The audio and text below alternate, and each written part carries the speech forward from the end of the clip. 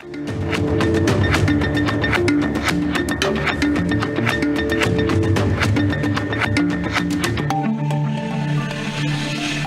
Tanse. Good afternoon, everyone, and welcome to APTN InFocus. I'm Daryl Stranger.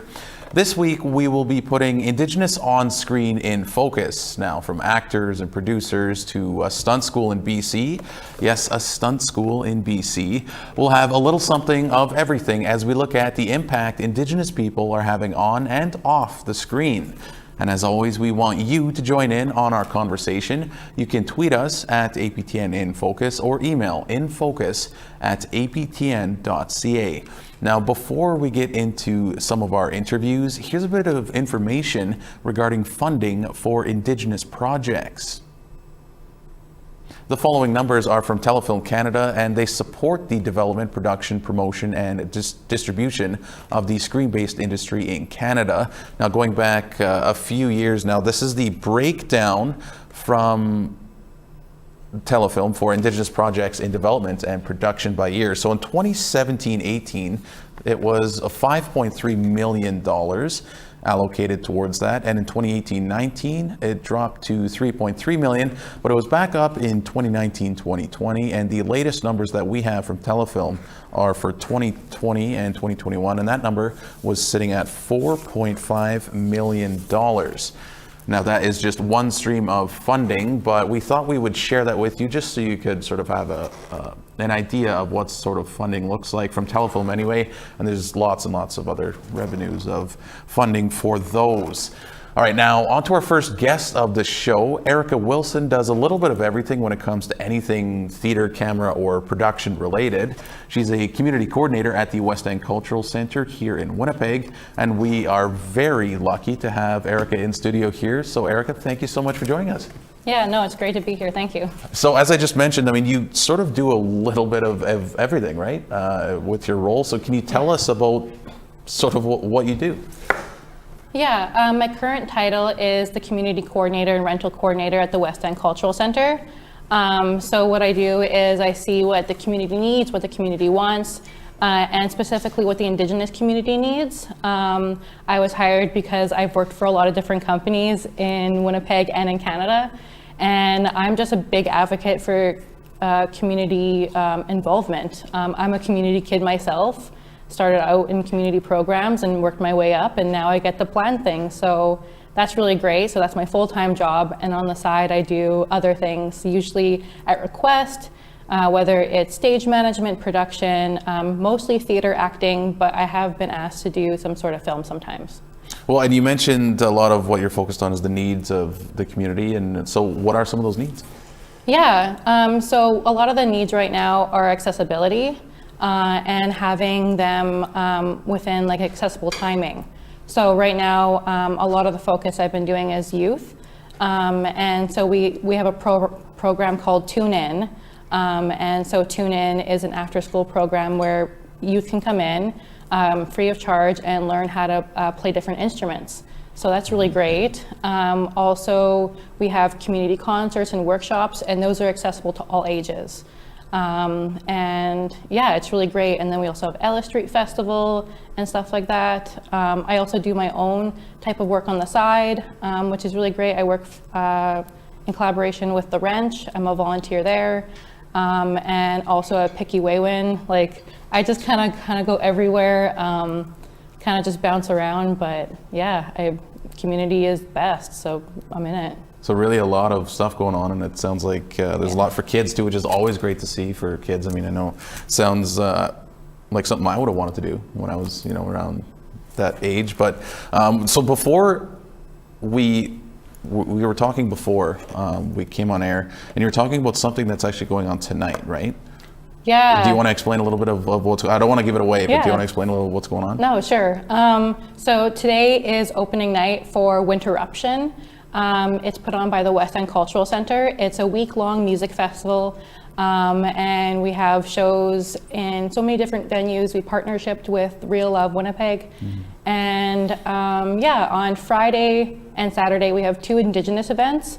We have a round dance. happening at the West End Cultural Centre. And then we also have a DJ night with Boogie the Beats and several other Indigenous DJs. So those are two good highlights, and we're always looking for more Indigenous talent to approach us and be like, hey, let's collaborate and let's make shows happen. Mm-hmm. And along with the Indigenous talent, there's also, you'd also mentioned something about other underrepresented groups that's going on, right? Speaking with our artistic director, Jorge, this Winterruption has the most Black represented musicians in the festival. And so collaboration with Jorge and myself and everyone at the West End Cultural Centre, we're trying to bring up BIPOC communities in arts and specifically music to be coming in the venue, because there's so many other shows out there, and we just want to make sure that because we're in the West End of Winnipeg, like we're a melting pot community, we have all different types of individuals that we're giving highlight to the people that need it. Well, and how important of an aspect is that these underrepresented groups are represented, especially in something like this? Oh, completely. I mean, like, if I didn't start seeing people of color on screen when I was younger and stuff like that, or being mentored by people who were Indigenous when I was a kid, I don't think I would be able to envision myself in the spaces I'm in now. So if we can bring more individuals of color and Indigenous people into spaces and then allow community members to accessibly see their shows, then kids in the future will be like, oh, yo, like I can be that when I grow up. Because if I if I didn't see it, then I'd be like, it's unachievable. Well, that's certainly a super great point, because I know even just for myself, like I didn't really see anybody that was sort of in my position where it was kind of like, maybe I can do that too. And as we've been doing this, it's really cool to see all of these people like yourself getting youth involved and getting it like that. So I want to talk a little bit more about your community workshops, and you had mentioned you do a lot of them. Why do you do them, and what do you sort of hope the youth can take away when you do them? So my workshop series is happening in February, the 4th, 5th, and 6th. And I have 3 different community type people coming to do dance workshops. So I actually have round dancing or hoop dancing on Friday, Ukrainian folk dancing on Saturday, and then Sunday I have Jamaican folk dancing. And it's accessible to anyone. So anyone, any age can join. All the workshops have to be around music. So I was like, oh, let's just do dancing. Let's warm up February. Let's do it up. It's just to make sure that people can do things. I mean, we just came out of a pandemic, and even before that, like community spaces and community focused things have been like very much suffering because of funding. And so making sure that people are accessible and being able to go to free events just allows them to do something and be creative. I mean, like without creativity and without the arts, like it'd be kind of a boring world. Yeah, no, it really would be. So this is at the West End Center? West End Cultural Center, yeah. Okay. And are you going to be doing any of the dancing? Is it? You know what? I also try to do a little bit of everything. I might be good at certain things, but dancing isn't one of them. So, move out of your comfort zone, learn how to dance. Yeah, I don't know if I would be super comfortable doing the dancing. I know as a kid I used to jig a lot. We'd actually have to jig to go to go-karts or something like that. So sort of keep that involved. But now I don't think I have the rhythm, so I might have to get back into that. Maybe check out one of your workshops. Maybe that'll help. Yeah. But so what are you doing to combat the underrepresentation of some of the underrepresentation? I know you'd mentioned the festival that's there tonight. Sounds like a really good one. But what are some of the other ways you're trying to work on that? So when I was younger, I did a lot of theater, and so I was working with several companies and doing shows about missing and murdered Indigenous women, kids in the foster care system, mental health issues, and also working with productions like Inspire Awards and stuff like that, and just making sure that the representations that are out there are healthy. I find a lot of the time in entertainment, in theater, film, arts, we can get stuck on the funders wanting to only talk about the traumatic events that are happening in Indigenous culture. And a lot of people have evolved from that in the last couple decades, and now new artists are coming up being like, I want to focus on things that are beautiful. I want to focus my things on things that I've done amazing in my life. I want to go in a new focus and talking about culture or arts or music. I want to talk about other subjects. So it's really put a pressure on people who do the funding, being like, we can't always focus on the negative, and so a lot more art that's coming out is very beautiful, very positive, healing, or even different subjects. So I've actually stopped doing shows that are traumatic or things that bring up past things that have happened, and making sure that like any art that I focus on is for the future and for like the beautifulness of our world instead of that. And so I work with people who are doing funnier things or that kind of things. But I'm always on the look, but you know, at some point, healing can only go so far. We need to move past that and see what future looks like. Well, that's a really good aspect. I'm glad you brought that up. It's a really good aspect of how everything that you're doing is positive, and it is changing the narrative from the negative. And I'm really glad you brought that up, because it's good to see positive things that can sort of help heal the negative things, right? So I'm glad you brought that up. But just before we let you go, are you able to share a little bit of maybe what you got going on in the future? I know we've talked about a lot of what you're doing already, but maybe something down the road here in the near future. Yeah, in the near future, I'm definitely like, I have big dreams. I'm hoping to like work closer with like the people who do the funding versus Indigenous people and arts, and making sure that there is like a respectable gap between that, making sure that artists kind of have like a better liaison between getting funding, being places, being representative, because a lot of Indigenous art and culture in film and television and stuff like that, it sometimes isn't always done in a good way, or it doesn't feel like it's in a good way, especially for people who have never been in front of a camera before, or have been in a place of spotlight. So I'm gonna be trying to focusing that on myself in like that specific medium, but on a personal level, I've just been trying to be more artistic on my end, just making sure that I focus on beading, making sure I focus on food, hopefully cycling soon. But other than that, like, it's just, I'm kind of going with the flow and just making sure that I stay within my industry and make sure that the people that I know are doing good things. Well, Erica, we'll have to leave it there, but I'm really glad we were able to speak with you and have you join us in the studio. I mean, you've got a lot going on and a lot of really great work, it sounds like. So we wish you the best of luck going forward with some of your future projects, and thank you so much for coming in and joining us. Yeah, thank you for the time. Well, have you ever wanted to get into doing stunts in movies? Well, a program dedicated to teaching Indigenous people how to do stunts is available in BC. I know you've been waiting all afternoon for this story, so here's that from Tina House. This weekend workshop put on by the Indigenous Action Artist Mentorship Program is all about teaching some up-and-coming stunt performers what it takes to get into showbiz. From being blown up in an exploding building, to racing cars, to doing action scenes and combat fighting. Being a stuntman or a woman is dangerous, but according to stunt coordinator Bruce Crawford, it's also a very rewarding career. He started this stunt training course for Indigenous people because he saw a need. There's a real need, particularly in the stunt industry, to build an Indigenous talent pool that we can draw from. And for Marie Scotchman, who lives on the Musqueam Reserve, she has always wanted to be on film. It's opening doors for major opportunities for me. And I've always looked forward to being on film. Joining Bruce Crawford in teaching the workshop is Lauro Chartrand Devaye, also a stunt coordinator.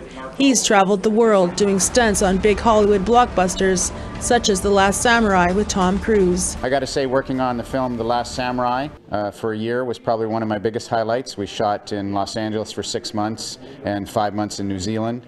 There's a movie called End of the Spear, which I did in the jungles of Panama and lived with a tribe there for 4 months, which was extremely life-changing. Jackie Chan, my God, what a great guy to work with. I did Rumble in the Bronx with him, and that was one of the most amazing experiences of my career. Drop it! Drop it! Bang! Students are learning how to fall safely on a mat, how to handle weapons, and hand-to-hand combat. It's exciting. We're growing this program, and hopefully it'll attract people from all across the country. Drop it! Bang!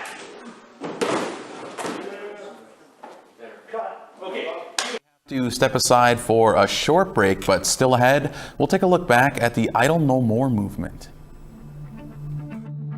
Join our conversation now. Like us on Facebook on our APTN News page, follow or tweet us at APTN InFocus, and send your thoughts to infocus@aptn.ca.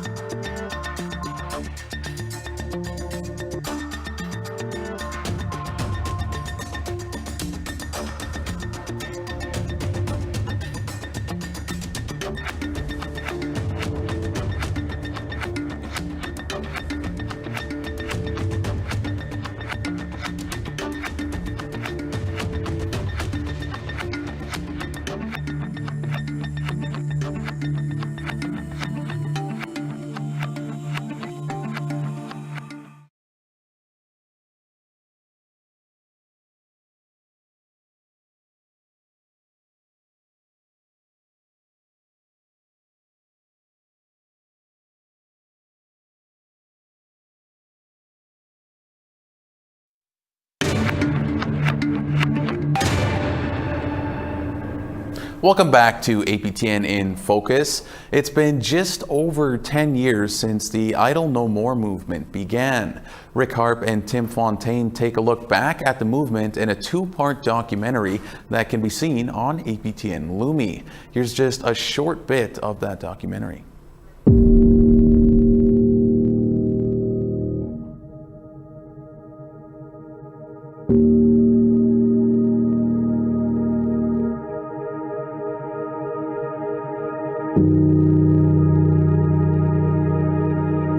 It's a movement some never saw coming. To others, it's a chapter in a much greater story. Idle no more. 3 simple words, one immense groundswell. A nationwide wave that changed what Canadians thought they knew about Indigenous peoples. An awakening that even changed what Indigenous people thought of themselves.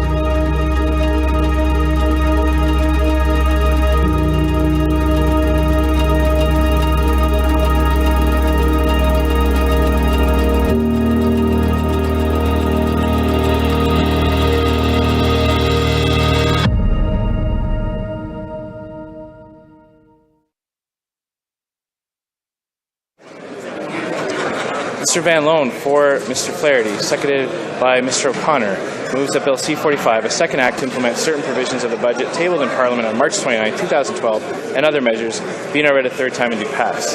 Debate. The Honourable Some say it all Secretary began with a Minister of bill, Finance. legislation drafted here.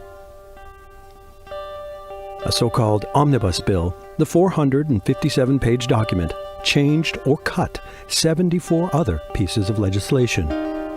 First introduced in mid-October of 2012, the bill's official name was the Jobs and Growth Act. To critics, C-45 epitomized everything wrong with the state of the relationship between Harper's Conservative government and Indigenous peoples. The Prime Minister washed up here in his boat. He didn't have an appointment with us. Okay, very good. So why does that apply to me? I need an appointment to see him. He didn't ask for an appointment when he washed up here.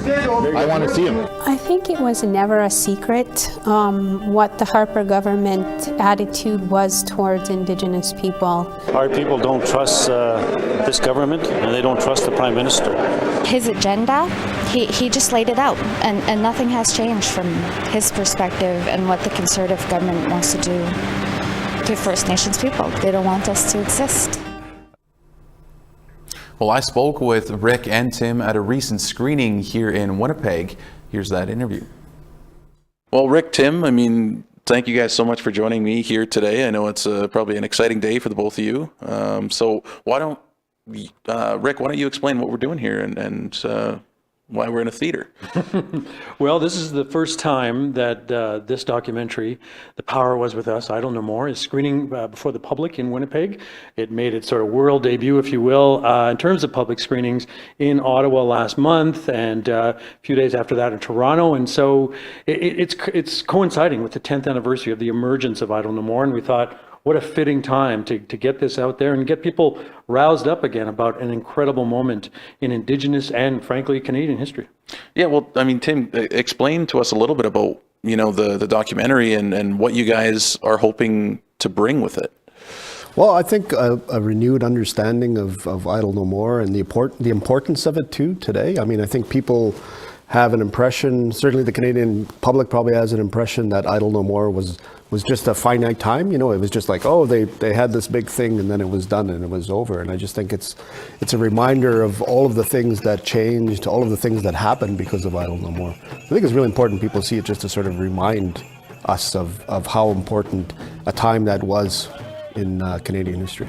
Well, and how difficult was it to try and do something like this? I mean, it was such a big movement, and a lot of people probably didn't even know what it was to begin with, right? So, I mean, just how difficult was that to try and find the narrative? I think we were lucky in that APTN, more than probably any other network, covered it from the very beginning, right? And actually, APTN cameras were at that community center in Saskatoon where Idle No More had its first sort of official public meeting, right? So I think we had the benefit of being there from the very beginning and covering it all the way through a certain amount of time period, right? So we had just hours and hours of tape. It was just a matter of sorting through all of it and watching hours and hours and hours of tape to try and come up with, you know, what was the arc and what were the things that happened. And I mean, we all sort of, those of us who were reporters at the time, remember these sort of peaks and valleys that happened during that time. But it was really interesting to actually go through and watch it over again and just see, like, and remembering things that had happened and remembering my time as a reporter with APTN at that time when I was like, we were on the go, like just all the time covering this thing, right? So it's been quite an experience. Well, and Rick, I mean, what was it like for you when you first got approached to do something like this? I mean, what was that like for you? It was very exciting because, you know, APTN has this rich repository of archives. As you well know, sometimes you shoot an hour's worth of tape to produce a 2-minute story. Yeah. What happens with that other 58 minutes? And we had mountains of tapes. Like, this is back in the day of tapes, where they were going all over the country trying to capture these exciting, thrilling, popular movements in local areas, and trying to somehow take that all and log all the tape. That is to say, watch it, take careful notation of what's there, and then somehow dip in there and pull out these patterns and these threads and, kind of weaving them together.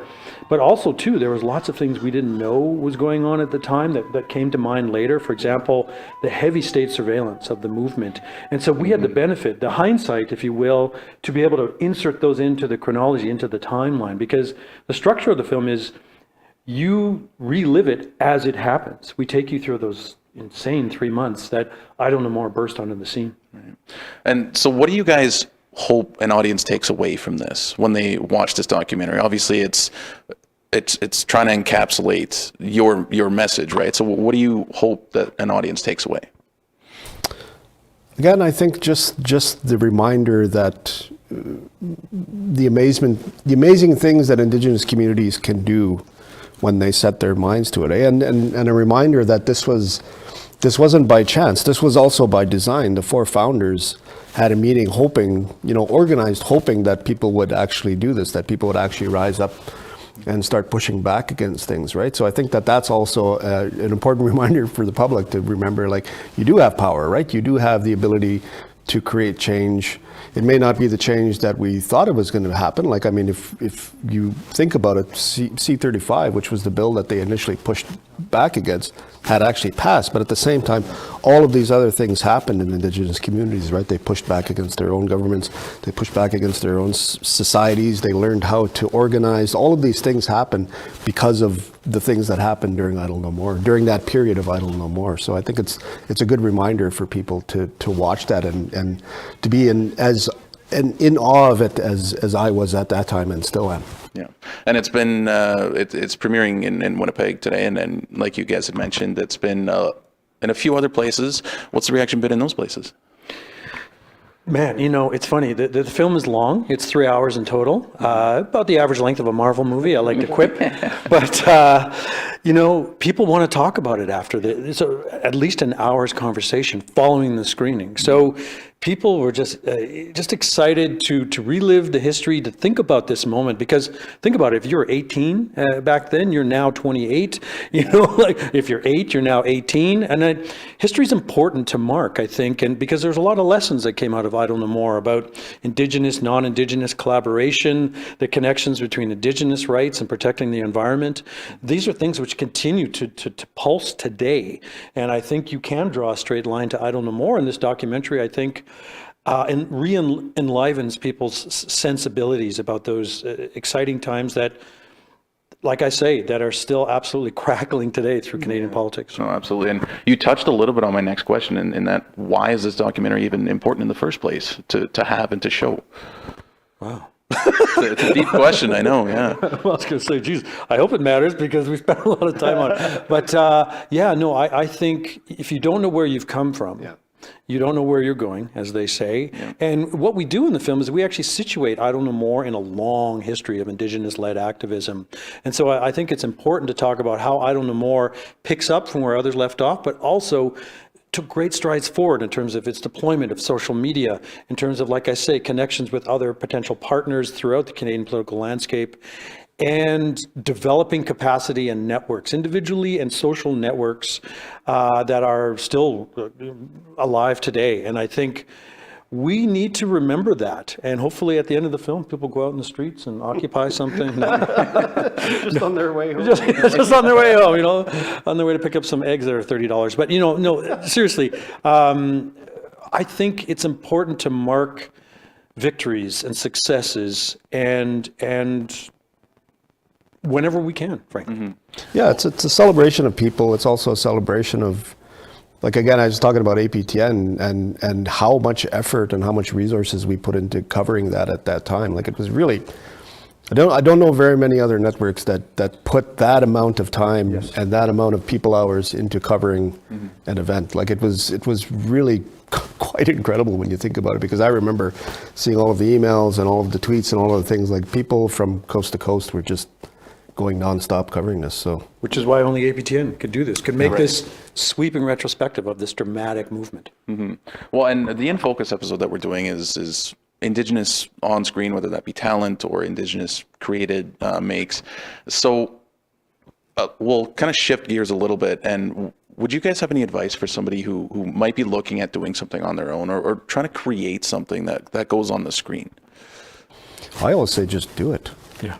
I think that's I think we have a tendency, and I know I've done that for many years, to try and talk myself out of it, or think, maybe like, who am I to do something like this? You overthink it, and then you end up not doing it because you want it to be, or you think it has to be a certain something, right? And it doesn't. I mean, the thing about Idle No More too was like people were able to take control of a narrative and take control of imaging because the technology is such now that you could do a very good documentary with your phone now, right? Like that wasn't possible before. We live in a time now where all of these things are at our fingertips. You can shoot and edit an entire thing on your phone if you really wanted to, right? So I think that's the thing, is that I think people just have to do it, and they have to get it out there, and don't be afraid of any possible criticism or anything like that. Just do it and get it out, because your voice matters, right? You learn by doing. And Tim used to send me these videos by this young Maori guy on YouTube, and they were really kind of like slapped together, and they're kind of funny, and the editing wasn't precise. Well, that person went on to, Taika Waititi, a massive director. And so teach yourself, fumble, don't be afraid to take risks. If it's not great, very few people will see it. But as you get better, eventually many will. Yeah. And I cut my teeth in community radio. Without that experience, that volunteer experience of trial and error, I wouldn't be where I am today. And a bit of a thinking question for the two of you. I mean, why is it important that we have Indigenous creators and Indigenous people making, whether it be a documentary or a TV show or what have you, just Indigenous content by Indigenous people? How important truly is that? For me, for long time, we weren't in control of how we were viewed. We weren't in control of our own narrative. We weren't in control of our own image, right? And now we have the ability to do that, right? And you don't have to be Taika Waititi to take control of that narrative and that image, right? Like I said, all the tools are there. We just have to take advantage of it and just do it, right? Like I believe we learn by doing, right? And so just get out there and do it. And so it's important because the world has seen, that's where stereotypes came from. That's where, it's negative film tropes, all of these things, that's where they came from, because we didn't control how we were viewed, right? Now we have the ability to control that and to show people, this is what our communities are like, this is what our relationships are like, this is what our people are like, right? This is what, all of this thing, because we have the ability to control that. We're not there yet, 100%, but we're getting there faster than probably we ever have been in history, right? So, yeah. Yeah, it's hard to top that, but I guess I would say, the settler gaze looks upon Indigenous realities and presents them in a way that's favorable and recognizable and legible to their own mindset. And frankly, you can tell the difference when you see the same topic treated by an Indigenous person versus a non-Indigenous person, and that's why it's important. Mm-hmm. Well, Rick, Tim, I know you guys have a screening to get to shortly here, so I want to say thank you guys very much, and Miigwech, for your time. And again, the documentary, I'm sure, is very powerful, and I'm sure a lot of people, it seems like, are enjoying it. So thank you guys so much for this. You're welcome. Thank you. And again, you can watch the documentary on APTN Lumi. All right, let's go to social media now with our social media editor, Jesse Andrushko, to hear what some of you are saying about today's topic. Thanks, Daryl. We received hundreds of comments online about today's topic. We asked our audience a couple different questions. First, we wanted to know, do you think the way Indigenous peoples are portrayed on TV and in movies has changed over the years? Lots of great answers. Let's take a look. From Stephen, yes, there's a lot out there, but no, because access to see shows and films is still difficult to get, and access is different across the medicine line of states in Canada. Shirley said, definitely a long way from Rainbow Country and north of 60.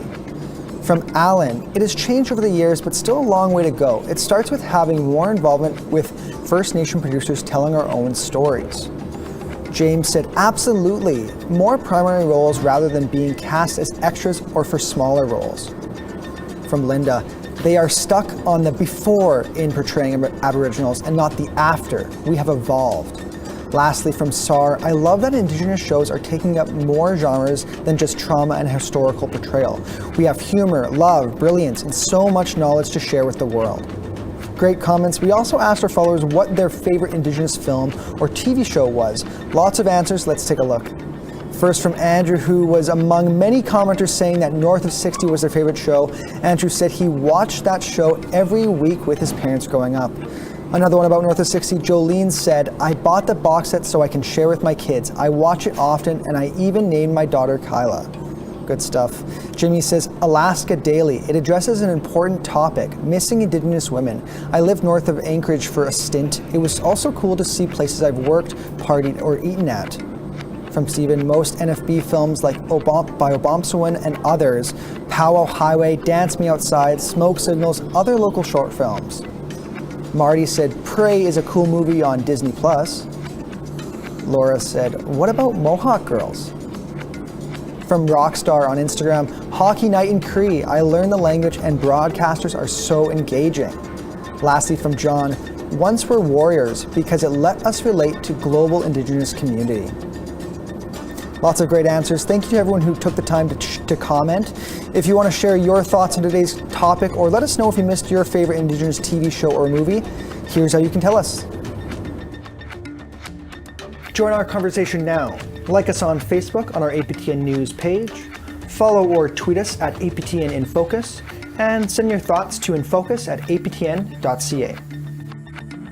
Here's another interesting story we had to share with you. There's a new film series exploring the concept of Indigenous reciprocity. As Sarah Connors explains, the hope behind the series is that it will spark conversations about our changing planet and the people and animals who live on it.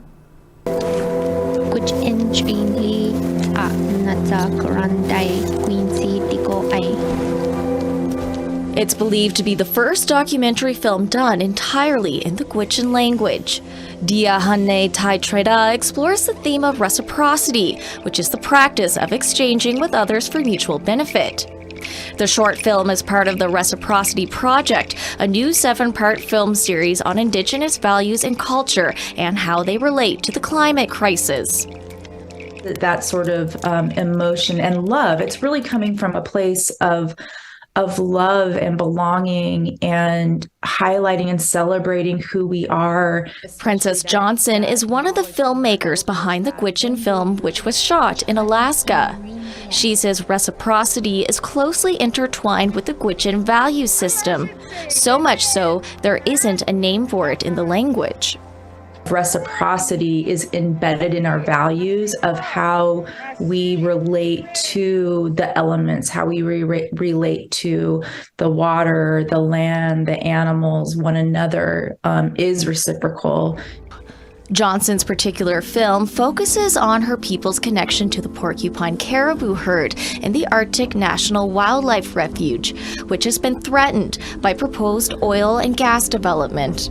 And this was an opportunity to kind of just show, our humanity, our spirit, our spiritual relationship, how truly connected we are to those animals. We have an obligation to protect and to make sure that those future generations know that we have that obligation to protect the animals, the land, the water that we all depend upon as human beings. All right, we have to take one more break here on In Focus. We're not quite done though, so stick around to find out who we're speaking to next.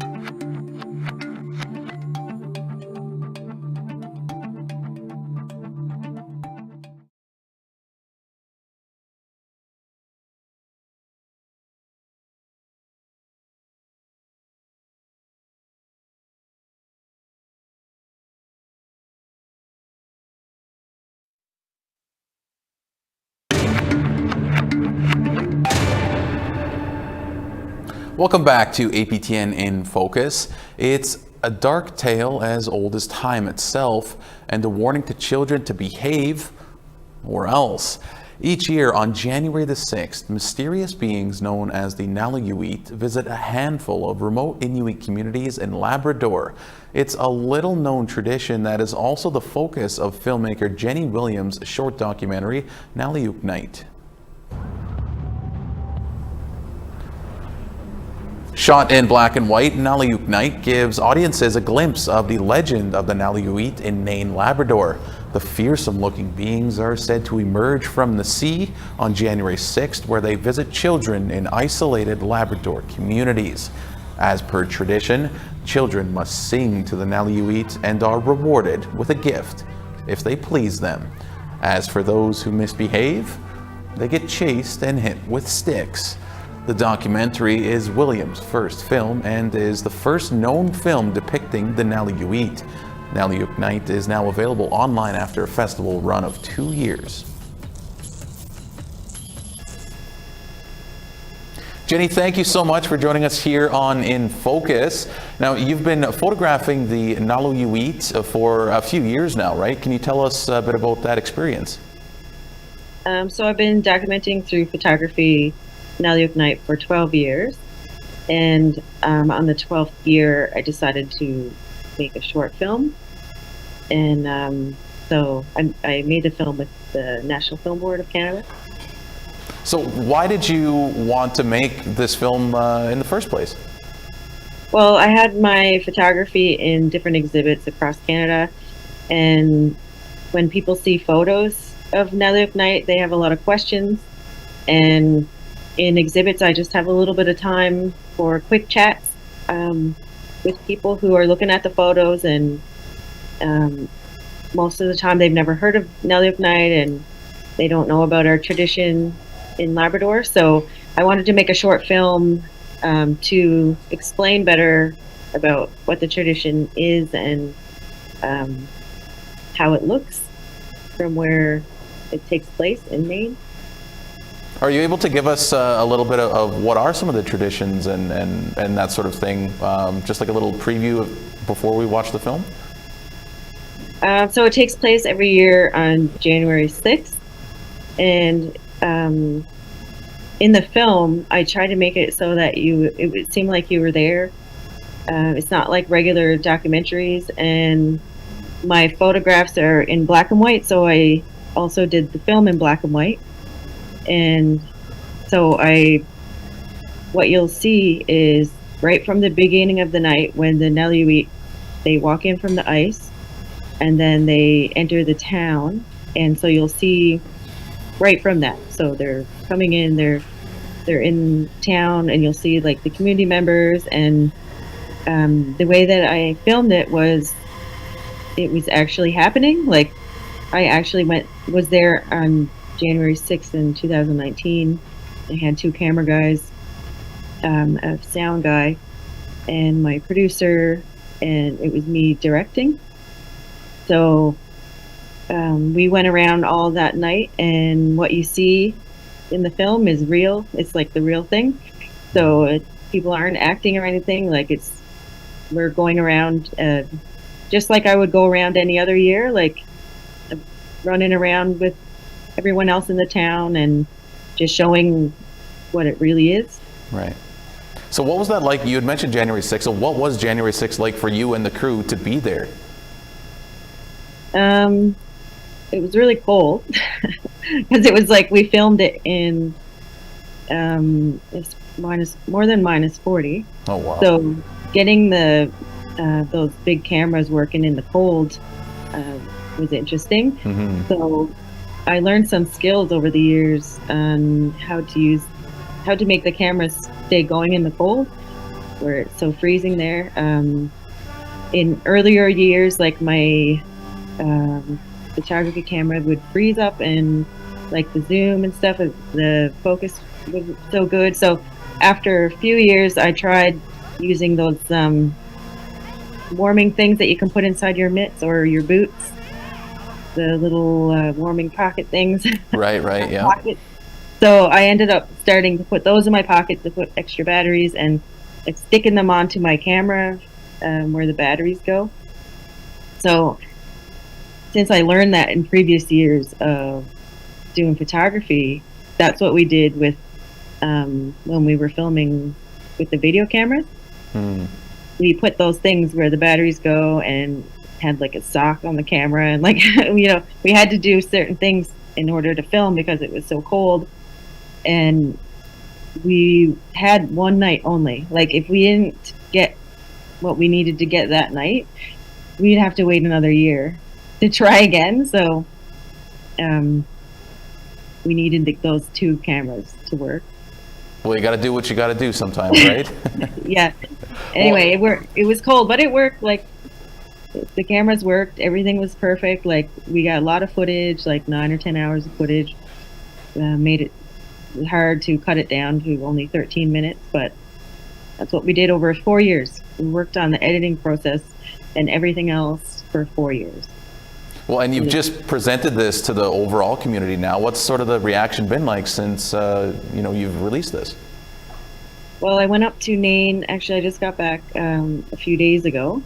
I went up to be there for Nalleof Night this year as well, and to do screening there because I couldn't go all the other years because of COVID. I planned on it, but it was always pushed. So this year I was actually able to get there and did the screening on January 9th. So I had one at 4, and then I had another one at 7, where I showed the film to the community, and it went really well. A lot of people came. All the chairs were full, and we had it at the community center there. I got lots of chips and drinks for the kids, and everyone came together and had candy and snacks, and we all watched the film together, and it was so nice to see the kids watching it all together for the first time. And some of the kids were there that were in the film, and they seen themselves in there, and they were there with their friends when they got to see them, shown in the film. And I heard kids saying, "Oh, look, there's my mama, there's my sister, or there's my grandma," or whatever, and getting excited to see everybody that was in the crowd and the people that were in it. The ones that were in the film were there for the screening too, like the families and stuff. So it was really nice just to be together with everybody there and seeing it, and everybody loved it. Well, and Jenny, some people might say that this tradition is sort of similar to Santa Claus, I guess. Can you maybe explain how it is different? Well, a Nalleof is scarier. You'll see when you see the film, you'll know it's scarier. And yes, parents use the Nalleof all throughout the year to try to get the kids to behave by telling them you have to be good, or you might get hit on Nalleof Night and you might get your presents taken, or the difference between a Nalleof and Santa is like a Nalleof will come with a bag, and it will come with some treats and stuff like that, and there's a risk that if you were being really bad, they might take you away. But Santa won't take you away, I guess. Right. So you can either get hit or get taken away, or get your gifts taken away, but Santa doesn't those things. Right. And the documentary, the documentary has won several awards, including a Canadian Screen Award for Best Short Documentary. When I say that, how does that make you feel, Jenny? It feels really good to know that people like the film, and I didn't know what to expect because this was my first film, so all of this stuff is new to me, and just seeing how people are really interested in learning about Inuit culture, it makes me really happy, and seeing people enjoy it, and then they can ask more questions to me. I really like sharing that part of our culture, sharing traditions, and Labrador is a really isolated place, so like bringing something like this out to the world to show them a little part of our Inuit culture is, and just getting an award for it is just like amazing. It feels amazing, and I had so much help from the NFB and my producer Latonia, and it's just been an amazing experience. And the awards are just I wasn't even expecting it. Like, I'm just so happy to have them. Well, so this is your first film, as you just mentioned. I understand you also have another film coming out soon. Can you tell us a bit about that one? Well, I was in another one, like we did 4 Labrador films during this thing, and there's another film called Evan's Drum by Ozzy Michelin that came out around the same time as mine. So I was in that one teaching how to make an Inuit drum to a mom and her son. So that one is out, but I am going to be working on a new one pretty soon. So it'll probably be another few years, and the way that I'm going to do films is I'd like to do them about Labrador Inuit culture, but it's always going to be something that nobody has seen a film done on before. Like, it'll be something new that's never been done. So anytime you see a film come out by me, I guess it's going to be something that you didn't see before. Well, we'll certainly look forward to that one, just like we did with this one. I wanted to ask you this sort of a thinking question. How has the industry changed to accommodate Indigenous creators like yourself? Well, it's kind of my first experience, and it was with the National Film Board, and they were really helpful. Like, a lot of kids and stuff, and when I had to go to Montreal to have meetings with them and stuff, they were really good and helpful with me and my kids, and just getting me there and they even had babysitters set up for my kids, and they'd learn new things through them. And I haven't worked with other organizations, but working with the NFB they've been really supportive, and they have I can't remember what her title is now, but she came to Nain for this trip, Jeanette. They have someone, like an Indigenous person that supports Indigenous people with the NFB. Right, yep. She came to Nain with me for this trip to be there with the support. So I don't know what it was like before, but I think that they did a good job. Mm-hmm. Well, that's awesome to hear. And before we let you go, Jenny, do you have any advice for any other young Indigenous filmmakers like yourself who might, want to take a shot at this? So you can apply for grants and stuff like that through Canada Council. You just have to go on there and create a profile for yourself, and then you can apply for grants. I didn't do that last time with the NFB because I wrote a proposal, and they were doing a program for Labrador Inuit people that want to make films, but you can also do it on your own. Like right now, I can look at grants and like for my next film, or look online and see what's available. Like you could have stuff in your province, just write down your idea. Like say you want to tell a story from your community, you just write down the idea of what you would like to do, and what you need to do it. And you can even call the places that give out grants and ask them questions and say, or I haven't done a grant before and I would like to tell this story.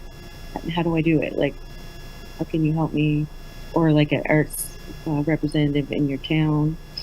I would love to see more Indigenous filmmakers. There's not very many, and I'd love to see more people get inspired to do films about their culture. They can tell stories, they can bring back old stories, legends, stories about their families. Like there's so many stories that could be told. I'd just love to see more stuff like that. Well, Jenny, that's really well said. That is all the time we have. Thank you so much for joining us here, and we wish you the best of luck going forward with some of your other films you're working on. Thanks a lot. Well, that is all we have for you today on the last InFocus of January 2023. Today's episode will be available as a podcast. You can listen and subscribe on aptnnews.ca/podcasts or find us on your favorite player. And if you missed any of our past episodes and you want to catch up, you can find those and more on aptnnews.ca/infocus. Thank you, Miigwech, to our guests for joining us, and to you as well for tuning in. Have a great rest of your day.